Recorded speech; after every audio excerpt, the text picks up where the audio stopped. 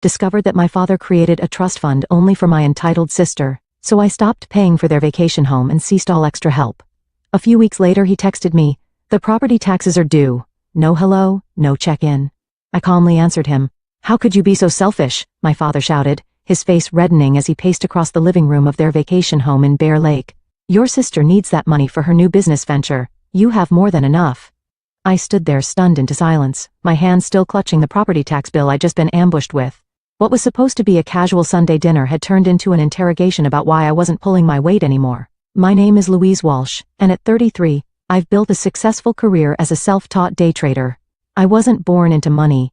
Everything I have I've earned through countless sleepless nights studying market patterns and making calculated risks. For the past 5 years, I'd been quietly paying the property taxes on my parents' vacation home, covering my younger sister Megan's car payments, and funding family vacations without complaint. It was my way of giving back to the family that raised me, or so I thought.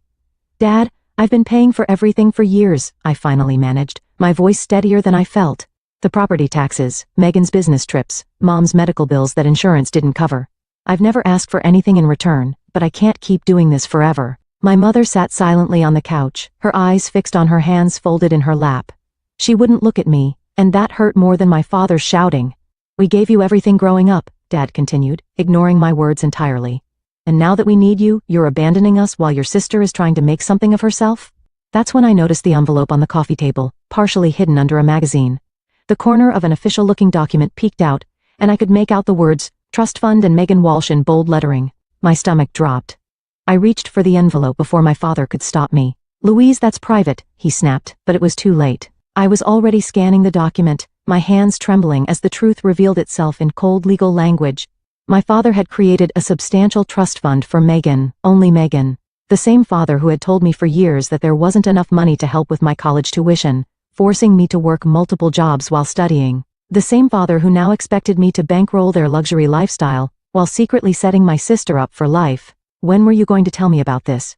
I whispered, a cold clarity washing over me. My whole life suddenly made sense. The favoritism, the different expectations, the constant demands disguised as family obligation. I knew then that everything was about to change. My father snatched the trust fund document from my hands, but the damage was done. The numbers were seared into my memory. $350,000 set aside for Megan with additional provisions for future contributions. All while I'd been told repeatedly that family finances were tight. "You weren't supposed to see that," he muttered, folding the paper and stuffing it back into the envelope. "Clearly," I replied, my voice hollow. "I guess that explains why you never helped with my student loans." Growing up, the pattern had always been there. Megan got dance lessons while I was told to focus on academics. She received a car for her 16th birthday. I took the bus until I saved enough from my after-school job to buy a used Honda. When college came around, Megan went to a private university with family support, while I pieced together scholarships and worked 30 hours a week at a local coffee shop. I'd always chalked it up to changing financial circumstances or different parenting approaches. I never wanted to believe what was now staring me in the face. My parents simply valued Megan more. "Sweetheart." My mother finally spoke, her voice gentle in that placating way I now recognized as manipulation. "Your sister needs more help than you do. You've always been so independent, so capable. We're proud of how well you've done on your own." The twisted logic took my breath away. I was punished for my success while Megan was rewarded for her dependence. "All those times I asked for help," I said slowly, memories flooding back. "When I was working 2 jobs during college and barely sleeping, when my car broke down and I couldn't afford repairs, when I needed a security deposit for my first apartment, you said you couldn't help, but the money was there. It was just earmarked for Megan." Dad shifted uncomfortably. "Investment decisions aren't that simple, Louise. We had to think about the future, just not my future," I replied. I thought about all the payments I'd made on their behalf over the years. The property taxes on this vacation home alone were $8,700 annually. I'd covered them for 5 years straight, plus countless other expenses. I'd even paid $12,000 for roof repairs last summer without complaint, all while they were secretly building a nest egg for my sister. "The taxes are due next month," Dad said, changing the subject as he slid the bill across the coffee table toward me, "and the Homeowners Association increased their fees again." I stared at him incredulous. After what I just discovered, he still expected me to pay. The audacity was breathtaking.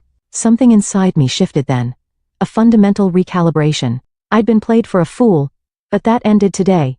"I'll take care of it," I said quietly, picking up the bill. My father visibly relaxed, missing the resolve in my eyes. The drive back to my downtown Salt Lake City apartment was a blur. Snow-capped mountains that usually brought me peace seemed to loom accusingly against the darkening sky. I'd been such a fool. Once home, I ignored my ringing phone, undoubtedly my father making sure I wouldn't renege on the property tax bill, and pulled out my laptop. With trembling fingers, I opened a folder I'd meticulously maintained for years, but never thought I'd need to use. Financial contributions, family. The spreadsheet that appeared represented thousands of dollars I'd poured into my family's needs. 5 years of property tax payments, $43,500. Megan's car payments I'd taken over when she claimed she couldn't afford them, $17,680. The new roof on the vacation home, $12,000. Medical expenses for my mother's knee surgery, not covered by insurance, $8,200. Family vacations I'd funded under the guise of gifts, $22,450. The total made me physically ill. $103,830 over 5 years. All while my parents secretly funneled money into a trust fund from my sister. I scrolled through the digital copies of checks, transfer receipts, and text messages thanking me for my generosity. Each one now felt like evidence of my own naivety. My phone pinged with a text from Megan. Dad says you're being difficult about the taxes. Don't be selfish, Louise. I laughed bitterly. Of course she would take their side, why wouldn't she? She had been the beneficiary of their favoritism her entire life. Another text from my father. We're counting on you for those taxes. Don't let us down. No, thank you. No acknowledgement of what I'd already contributed, just the expectation that I would continue to finance their lifestyle while they built my sister's future. The next morning, I called in sick to my home office and drove to see Joseph Klein, the financial advisor who had helped me build my investment portfolio after I started making serious money 3 years ago. This is quite a list, Joseph said, reviewing my spreadsheet of family contributions. His eyes widened at the total. And you've never asked for repayment? They're family, I said simply. I wanted to help. Joseph removed his glasses and fixed me with a serious look. Louise, your generosity is admirable, but this is unsustainable. You're hindering your own financial future while enabling dependents. This isn't healthy for any of you. I know that now, I said quietly. I just discovered they've created a substantial trust fund for my sister while letting me shoulder all these expenses. Joseph's expression darkened. That changes things. For the next 2 hours we developed a plan. I would need documentation, notarized statements of all my contributions, formal receipts, a complete accounting of everything I'd given. Joseph recommended his colleague, a forensic accountant named Victor Hernandez, who specialized in financial disputes. Are you sure you want to go down this road? Joseph asked as our meeting concluded. Family conflicts over money can get ugly fast. I thought about the trust fund document, about years of being told there wasn't enough to help me while Megan received everything, about the property tax bill my father had pushed across the table with the casual expectation that I would handle it. I'm sure, I said, my voice stronger than it had been in days. It's time they understood exactly what I've been contributing all these years, and what happens when that contribution stops. As I left Joseph's office, I felt something I hadn't experienced in years when it came to my family.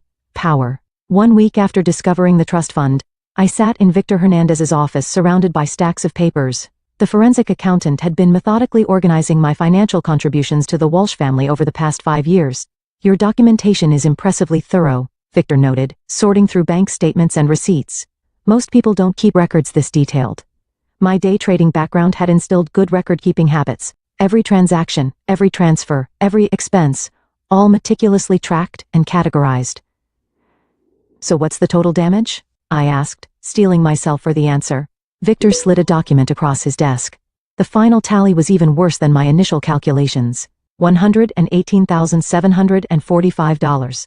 The additional $14,915 comes from interest you've lost by diverting these funds from your own investments, he explained. Based on your portfolio's performance over this period, that's a conservative estimate. I nodded, feeling a strange mix of vindication and grief. The numbers made the betrayal concrete, undeniable. What now? I asked. That depends on what you want, Victor replied. If you're seeking legal restitution, we could build a case, though family financial matters can be complicated without written agreements. If you're simply documenting this for your own closure or as leverage in family discussions, we can prepare a comprehensive financial statement. The second option, I said, for now. As Victor prepared the documentation, my phone buzzed with text messages. Dad, haven't received the tax payment yet. Due date is approaching. Megan, Dad says you're being difficult about money. After all they've done for you, really, Louise? I silenced my phone without responding. Let them wonder. 3 days later, I received a notarized financial statement from Victor's office. The document detailed every cent I'd contributed to my family over the past 5 years, categorized by recipient, purpose, and date. It included a calculation of lost investment opportunity, and a statement from Joseph Klein verifying the legitimacy of the analysis. That same evening, I received a call from my mother. "Louise, your father is concerned about the property tax payment," she began, her voice carefully modulated to hide any tension. "The due date is next week. I know when it's due, Mom. Well, will you be handling it? You've always been so reliable about these things." The casual assumption in her voice ignited something in me. 5 years of payments without a single thank you. 5 years of giving while they secretly built my sister's nest egg. "Not this time," I said quietly. A long pause. "What do you mean? I'm not paying the property taxes anymore, or any other family expenses, but we're counting on you. The money is already allocated elsewhere." Her voice had a frantic edge now.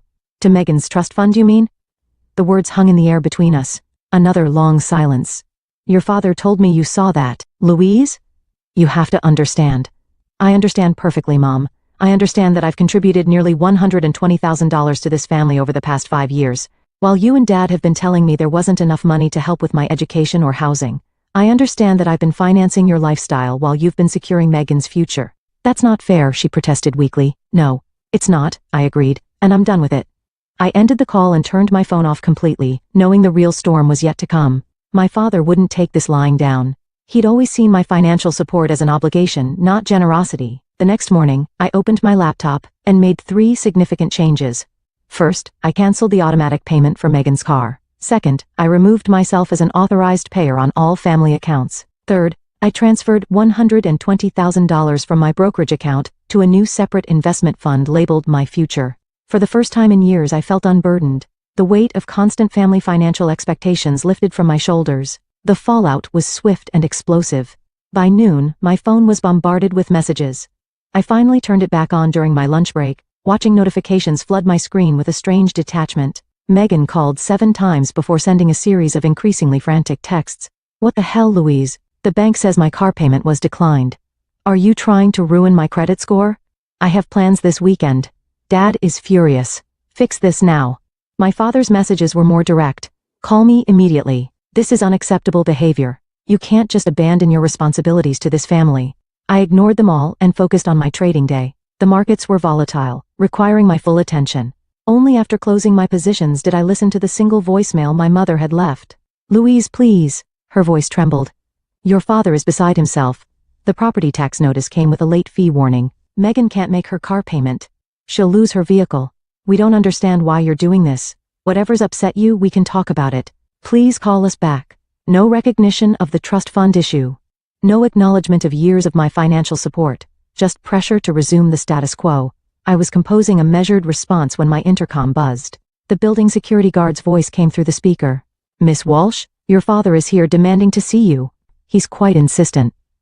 My stomach tightened. "Tell him I'm not available. He's saying he won't leave until you come down." I sighed. "Then call the police if he refuses to leave." "Very well, ma'am." 20 minutes later, I received a text from an unknown number. "My cousin Thomas. Just saw Uncle Greg being escorted from your building by security. What's going on? Are you okay?" I hadn't spoken to Thomas in months. I texted back, "I'm fine. Family financial disagreement." His response surprised me. "About time you stood up to them.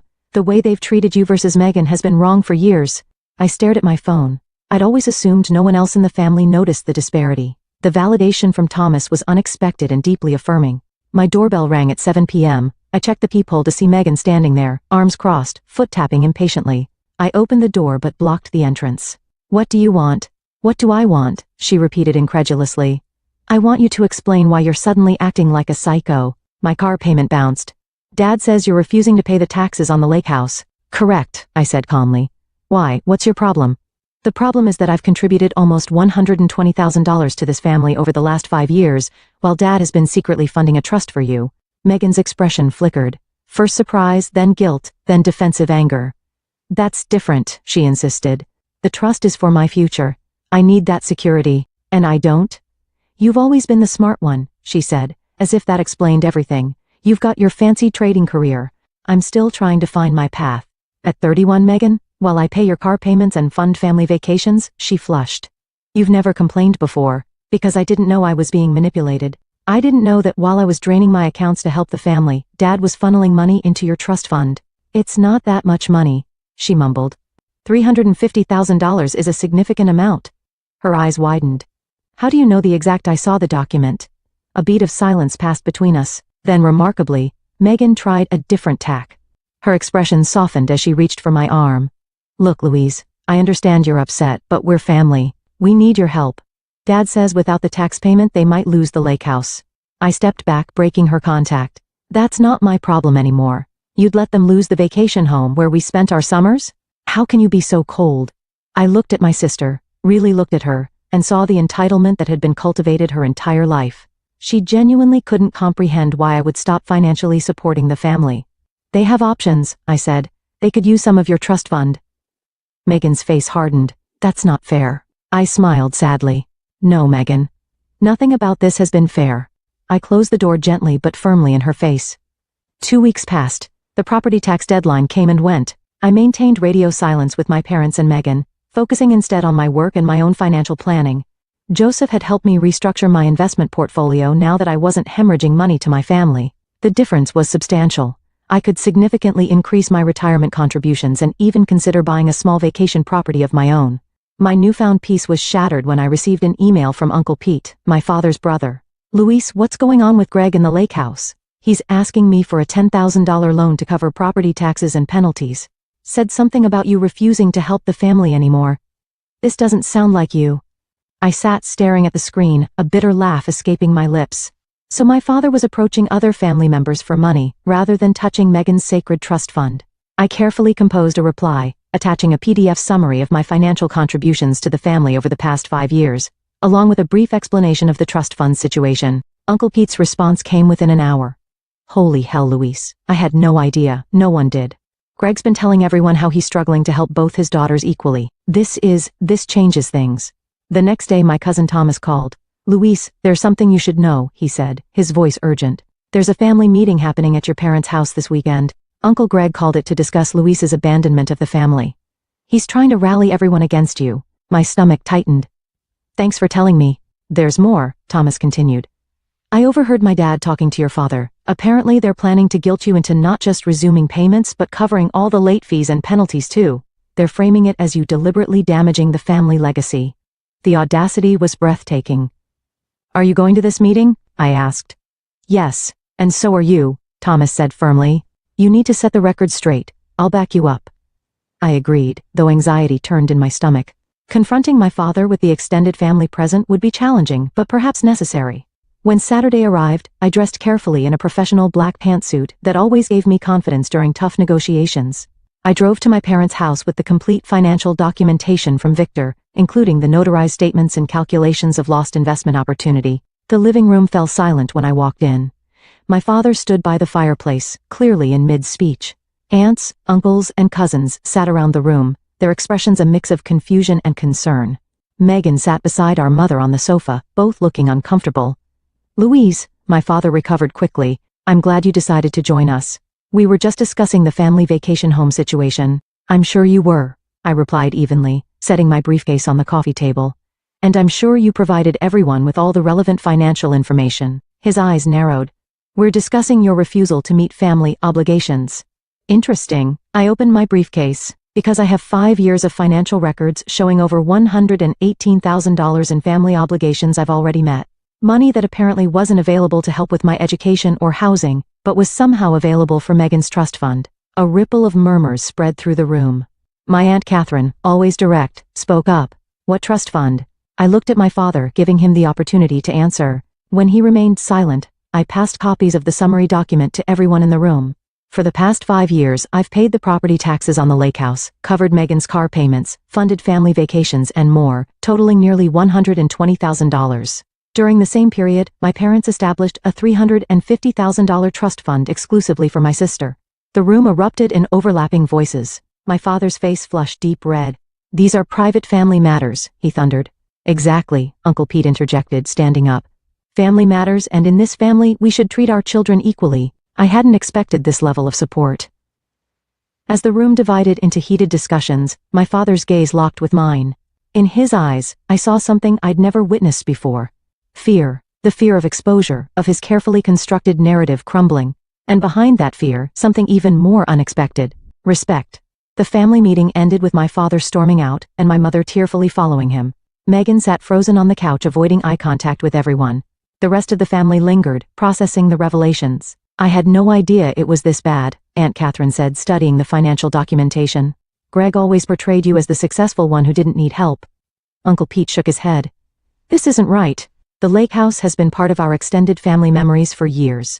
If you've been paying those taxes all this time, you should have some ownership stake.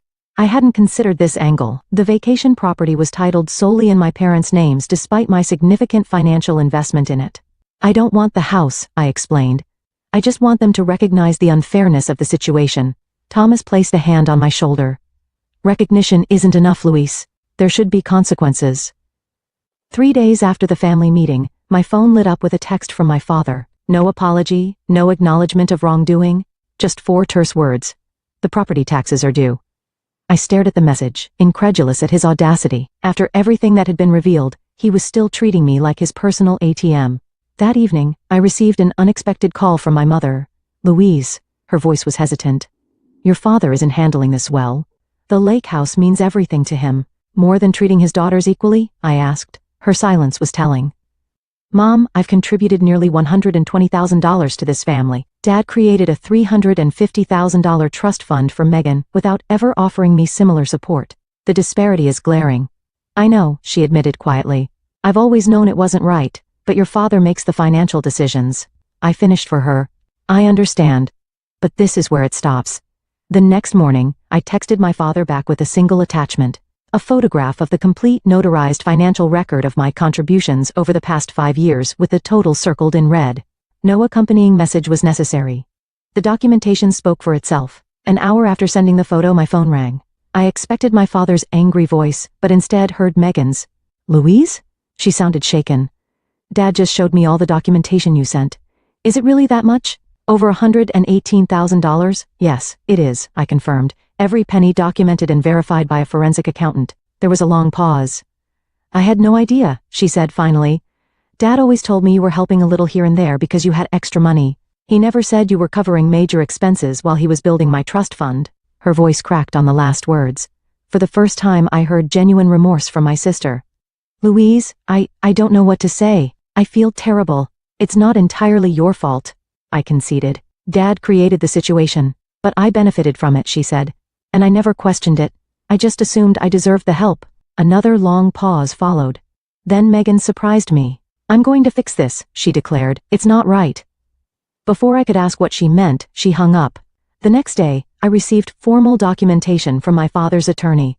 The property taxes on the lake house had been paid in full, along with a legally binding amendment to the ownership.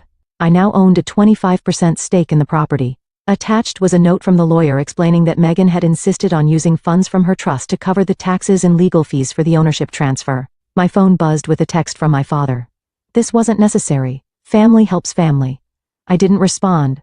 His message revealed that he still didn't understand or refused to acknowledge the fundamental unfairness of his actions. Minutes later, another text arrived. This one from my mother.